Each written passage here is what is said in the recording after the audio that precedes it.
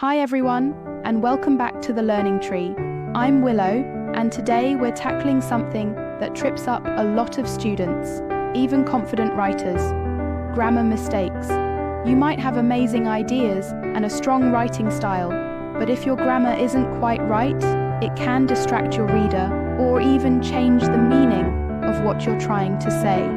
So in this video, I'm going to walk you through 5 common grammar mistakes that students often make and how to avoid them. Let's get started. Mistake number 1, your versus your. This is a classic. Your shows possession, like in the sentence, your pencil is on the desk. Your is short for you are, like you're going to love this book. Here's a quick tip.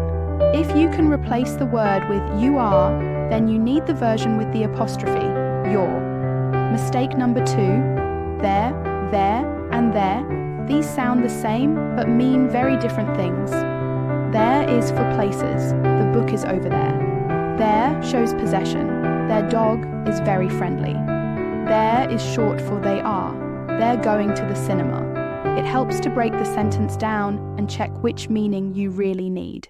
Mistake number 3, it's versus it's without an apostrophe shows possession. The cat licked its paw. It's with an apostrophe means it is or it has, it's raining outside. Even though we usually use apostrophes for possession, it's is the exception. This one's all about memorizing the rule. Mistake number 4, sentence fragments. A sentence needs a subject and a verb. A sentence fragment leaves something out. For example, ran across the road. Who ran? That's not a full sentence. A better version would be, the dog ran across the road.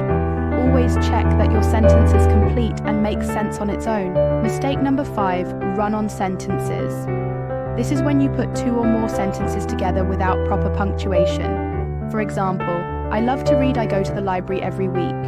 That's a run-on. You could fix it by adding a full stop or a joining word, I love to read. I go to the library every week. Or, I love to read, so I go to the library every week. And that's it. 5 common grammar mistakes and how to fix them. If you've made these before, don't worry. You're definitely not alone. The more you practice, the more natural good grammar will feel. Thanks for watching, and don't forget to subscribe to the Learning Tree for more English tips and lessons across all your Year 8 subjects. See you next time. Keep learning, one branch at a time. Tay.